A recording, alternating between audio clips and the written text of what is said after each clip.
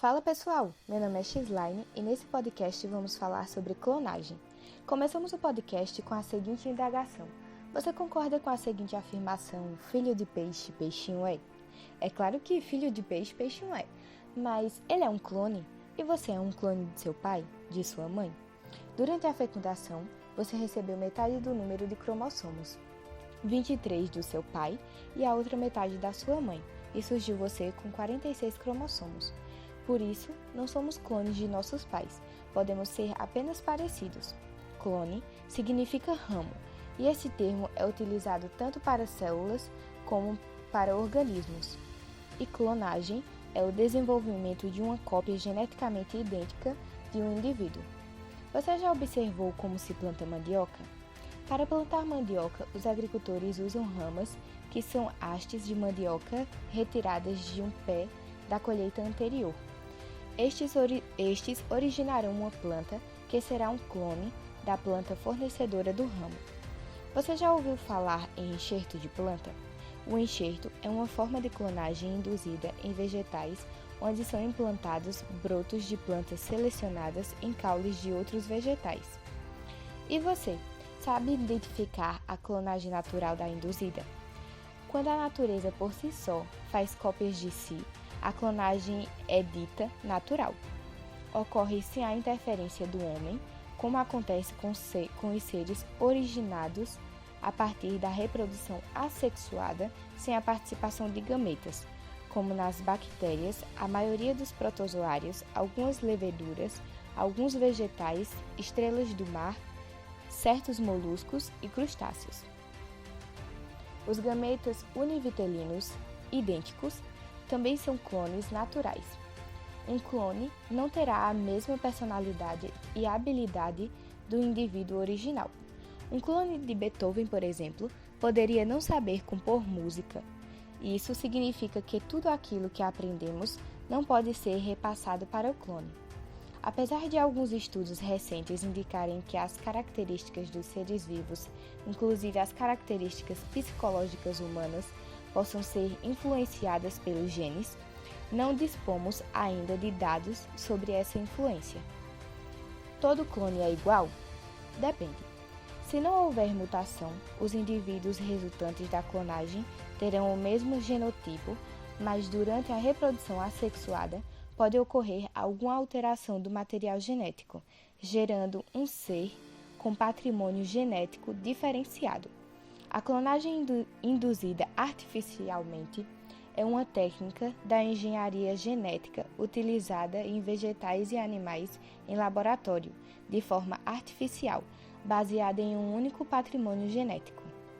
A partir de uma célula-mãe, ocorre a produção de uma ou mais células que serão os clones. Os indivíduos resultantes desse processo terão as mesmas características genéticas do indivíduo doador, desde que não ocorra a mutação. Quais vantagens você vê na clonagem? Você quer ser clonado? Não adianta você ser clonado pensando em ficar numa boa, fazendo somente o que gosta e deixar as coisas ruins para o seu clone. Porque quando o seu clone tiver a sua idade, você terá o dobro da idade dele. Pense, se você tem 16 anos e produzir um clone hoje, somente daqui a 16 anos o seu clone terá a sua idade e poderá sofrer envelhecimento precoce pela utilização de células não embrionárias na clonagem. Vamos agora abordar um pouco sobre clone de animais. Você sabe como se produz um? Nos animais, a clonagem é feita a partir das células germinativas ou reprodutivas, chamadas de gametas, óvulos e espermatozoides, e as somáticas, que são todas as outras. Cada animal doa uma célula, cede o núcleo, DNA, de uma célula somática que é inserido na célula germinativa de outro animal, que está sem o seu DNA. Na clonagem, o DNA precisa ser retirado de uma célula somática, que produz todas as informações genéticas do animal a ser clonado. Aproveitando que estamos falando de clonagem, vou indicar um filme para vocês assistirem. O nome do filme é Eu, Minha Mulher e Minhas Cópias, 1996, do diretor Harold Ramis. A ovelha Dolly foi o primeiro mamífero clonado em 1996.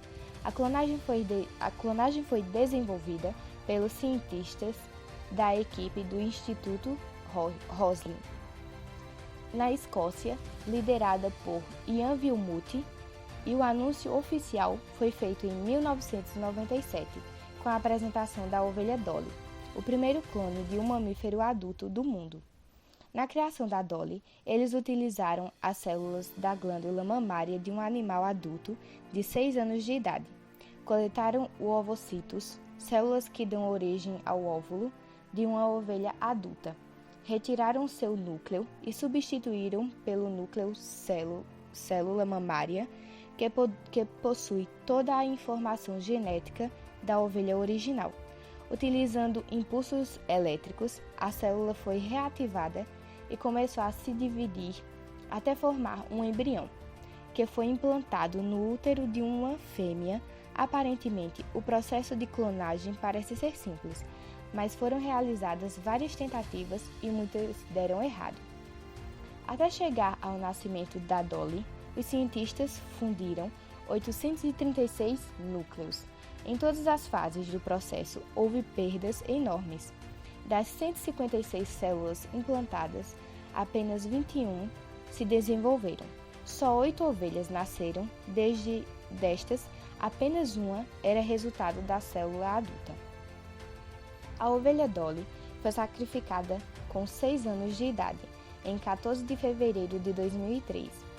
Depois de uma vida marcada por envelhecimento precoce e várias doenças, com 5 anos e meio, a ovelha começou a sofrer de artrite. Em seus últimos dias, Dolly estava com uma doença degenerativa, incurável nos pulmões. Tanto a artrite quanto o problema pulmonar são característicos de ovelhas mais velhas, com aproximadamente 12 anos. Tipo de clonagem animal: clonagem reprodutiva cria bebês que sejam cópias de uma determinada pessoa. Clonagem terapêutica realiza a multiplicação de células de uma pessoa para usar no desenvolvimento de tecidos e órgãos. Tem fins terapêuticos e a esperança é acabar com as filas de transplantes. A questão ética da clonagem. Falar de ética na ciência é promover a busca de uma sociedade mais justa, em que a dignidade de todos e de cada uma possa ser respeitada. As pesquisas com clonagem também devem ser realizadas no intuito de buscar essa dignidade humana. Isso significa que as pessoas não serão idênticas, só pelo fato de serem formadas de genes idênticos, de terem sido clonadas. Cada pessoa possui sua história de vida. No atual estágio dos nossos conhecimentos, qualquer tentativa de clonar um ser humano é uma questão polêmica. Com efeito, até mesmo no caso dos experimentos de clonagem com animais, a comunidade científica tem o dever de estabelecer diretrizes éticas rigorosas e de permitir que suas pesquisas sejam livremente conhecidas e julgadas pelo público.